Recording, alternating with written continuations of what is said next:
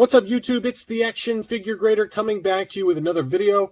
This time we're going to take a look at graded Star Wars trading cards that all sold fairly recently on eBay. I've got PSA cards, SGC cards, as well as Beckett Grading Services. Lots of really good items, mainly vintage this time. And before I dig in any further, I need to say thank you to Arena McNeil. That is my latest Patreon supporter. They all get my videos 24 hours early access. Patreon.com/actionfiguregrader has all the details in case you're interested in signing up. Let's go ahead and dig right in. There were a number of really nice cards that all sold, mostly at auction here. And this one is the one that started it all, so to speak. This is Luke Skywalker #1, his rookie card. And this one was fairly low grade. It was an SGC 4.5 grade. So I wanted to at least show you a few lower graded items because not all of us can afford PSA 10s, you know, that there's like a one of one, apparently, talking to some of you subscribers that sold for over $50,000. Well, you can get some nice lower grade examples for your collection if that's what you're interested in, if you wanted to get the very first Star Wars card. And this one was a 4.5 and it sold for $46.78 plus $4 shipping. And then this one also sold. This one was a 6th grade that sold for $165 plus $5 shipping. And then the prices obviously go up from there. So you just need to take a look at the grade, take a look at which grading company you like the best, and then decide from there as to what fits your budget. Next up, I've got an SGC 7 grade. That one sold for $212.50. So it's interesting to see the progression in price, right? To go from a 4.5, it's about $50. To go to a 6, you're jumping all the way up to 170. But then to go to a 7, you're not going that much further in price, up to about, let's call it 217 or so after shipping costs. So to get to a PSA 6 to a 7, the gap is not nearly as much as for some of those lower grades. Next up, I've got a few different error cards that all sold. These all sold at auction. This one was a PSA 6, excellent to near mint, and this one is the error card for C-3PO, error number 207. This is the one that shows C-3PO awfully excited with his goldenrod, and this one sold for $177.50 plus $350 shipping. And then jumping up to a PSA 7 near mint example, that one sold for $230 plus $350 shipping. Well, there was also a PSA 9. This seller had all three of them, all three different grades. Apparently he pulled them all from a box, an unopened box, and sent them all in. So this one got the highest grade, a PSA 9, and the price reflected that, $1,580 and change plus shipping. So, you know, again, that's out of the budget for most of us. It's out of the budget for me, but certainly, you know, somewhere between a PSA 6 and an 8 is probably doable. But once you jump up to the 9, that really jumps up in price. Next up, I've got a really pretty SGC 9 grade, and this is IG-88 and Boba Fett. This is a pretty classic photo. And again, you'll have to excuse me. I'm still fighting off the COVID, some of the COVID effects. But this one was an SGC 9 grade, so mint grade. And this is a pretty awesome looking card. I love that card art. That's a pretty timeless photo from The Empire Strikes Back with Boba Fett and IG-88 standing on the deck with Darth Vader kind of hiring all the bounty hunters to try and find the Millennium Falcon. And that one sold for $139 plus $530 shipping. Now, I would argue that this was a buy it now situation. I would argue that this is probably a little bit of an overpay. You might be able to get this in a PSA 9, for example, for less than that. I've seen a few examples that have sold under $100 in a PSA 9. So usually SGC graded examples go for less than a PSA graded example, and then a BGS graded example would go higher than either one of those. But anyway, someone was willing to pay that, but I just wanted to say that, you know, this was a buy it now, but if this is a card you like, just look for an auction, wait for an auction. I bet you could probably find one for cheaper. Next up, I've got a few Ralph McQuarrie paintings where it's kind of like the concept art, and this shows the concept snowspeeder battling the AT-AT Walker during the Battle of Hoth. Really cool card. This is from 1980 and it was graded a PSA 9. And these Ralph McQuarrie space paintings, so to speak, they don't sell for much money, so you can get a pretty good deal on a lot of these.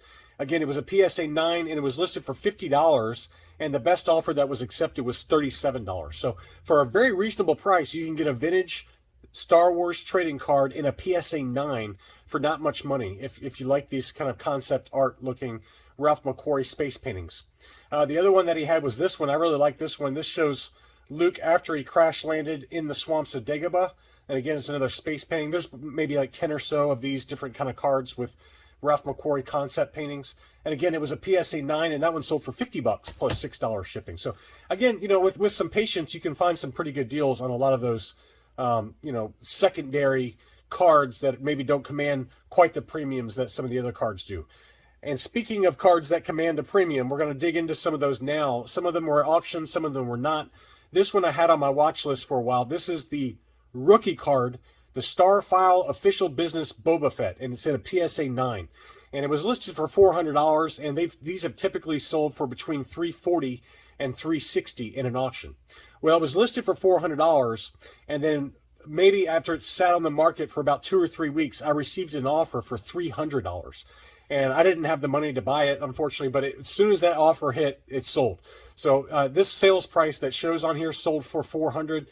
It did not sell for $400. It sold for $300 plus $5 shipping. And that's a great buy. That's a great buy because that's well below where these have sold even in an auction. Again, $340. I've seen as low as maybe $320, but usually $340 to $360 for Boba Fett's rookie card in a PSA 9. That's kind of the going rate. But $300 for that card was a great deal. Next up, a beautiful card. Welcome, young Luke. And we know this image well from our Kenner action figure collecting days. And it was a Gem Mint 10. And this was sold by Probstein or Probstein 123. I've bought from this seller before. I bought a trading card in an auction. Very trusted seller. They're based in New Jersey. And this one sold in an auction for $330. And again, it was a Gem Mint 10. You can't do much better than that. And this seller had a number of Gem Mint 10 examples we're going to go over, but you don't see that one come up for auction, and it's usually priced double that price. So to get that one in a Gem Mint 10 was a great buy. It's just a fantastic looking card with Yoda in his timeless pose. He also had this one, which was a Use the Force Luke. And again, it was a Gem Mint 10. It shows Luke during his Dagobah training. That one sold for $177.50 plus $5 shipping. I thought that was a pretty good buy, too, for a pretty awesome looking card. Next up, he had several of these, and this is called A Need Beyond Reason. This is card number 72 from the 1980s run, and it shows Luke, I think he's taking off to go to Bespin to try and save his friends after having that Force vision, and it's got kind of an interesting perspective behind Yoda as Yoda tries to talk him out of leaving and quitting his training. But again, it was a Gem Mint 10. That one sold for $90 plus $5 shipping. He also had this one that sold for $73 plus $5 shipping. And then yet a third one that sold for $76 plus $5 shipping. And your question is probably, why was there so much variation in terms of the price? It varies anywhere from $73 all the way up to $90. And I think the main reason is how it's centered on the card. This card is probably the best centered of all of them. And a lot of it just comes down to preference and what you think looks good when you have multiple cards all selling at the same time. This one looks like it might be just slightly off left to right. Top to bottom look pretty good in terms of the centering. And then this one that sold for the less amount, it did get the 10, but you can see the top to bottom centering is not nearly as good as the other two examples. And again, those sold for a little bit less than the one that I guess the market decided had the best centering of the two. The only thing I don't like about this seller is he doesn't include a shot of the back, a photo of the back side of the card, which you just want to make sure the case doesn't have any scuffs or how it's centered on the back, things like that. But given that it's a Gem Mint 10, you're getting a pretty awesome deal on them. Next up, he also had the Snowwalkers. This one was also a Gem Mint 10. That one sold for $111.50 plus $5 shipping. Pretty awesome image there. We know that image very well from the Battle of Hoth. Pretty cool. That was kind of right at the start as they started firing on the Rebel Alliance forces that were entrenched inside the ice on Hoth. And next up, he also had, this is a different seller, excuse me. This is The Secret of Yoda. And it shows Luke inside Yoda's hut eating some of his nasty stew with all of the snakes on the rock there. And that one was a PSA 9. This seller had two of them, and they both sold for $60 plus $6 shipping. Next up was Luke Skywalker, Now a Jedi. This is a great image. It was a PSA 9. Anything with the main heroes on there. This one's got Leia kind of off to the side, a bunch of Gamorrean guards, as well as Jabba's denizens, and then Luke appearing in his Jedi robe. So just an awesome looking card. Again, it was a PSA 9. That one sold for $119, free shipping.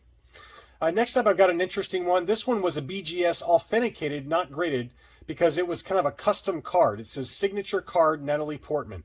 And you do see these a lot at like conventions and things. They're not necessarily a specific card that, you know, is tied to a series, because it's just a fairly plain kind of backer card where it's got her image on there and signed.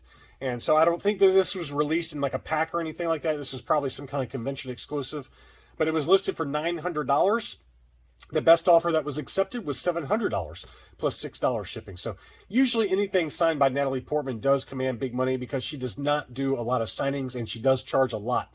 And so, you know, this one is just authenticated. It's not graded or anything like that. Next up was a BGS card signed by Daisy Ridley. And it says carbon freezing. So it's got kind of a carbon freezing refractor background to it.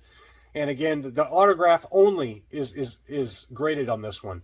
There's no autographing or no grading of the card. You can do what's called dual grading, where they grade the autograph as well as the card, or you can just get the autograph authenticated with the autograph quality graded. So this one just has the autograph graded 10 by Beckett, and it sold for $173.50 on 13 bids plus $7 shipping. Next up was another Daisy Ridley card. This one was Journey to the Rise of Skywalker, the silver, number 51 from 2019. And again, same situation where they just graded the quality of the autograph on her card. And that one sold for $172.50 plus $5 shipping. So she doesn't command nearly the kind of price premium that like Carrie Fisher or Natalie Portman does, but she does have, you know, some value and some desire from collectors to have a signed Daisy Ridley card. Finally, I've got a one of one. So this is the only card that exists. It's called the Star Wars Finest Super Refractor, with a holographic image of Darth Maul from Solo, A Star Wars Story. And again, this is the only one that's out there, and it was a BGS 9 with subscores of 9.5, 9, 9, and 8.5. So again, you know, it's not like you can have your choice of the litter here. This is the only one that exists for this Super Refractor. And it was listed for $1299.95, but the offer that was accepted was $1,000. So, you know, again, it comes down to rarity, right? This is a one-of-one card. Here's the back of it, and it shows number 108. It doesn't show one of one, like a one-of-one stamp on there, I believe. But, you know, this is the only one that exists, apparently, just based on reading the description for the auction. So anyway, just some more data for those of you that like these graded trading cards. I try to include some Beckett, some SGC, as well as some PSA graded cards. I hope you enjoyed looking at these items. Thanks so much for watching, and I'll be back soon.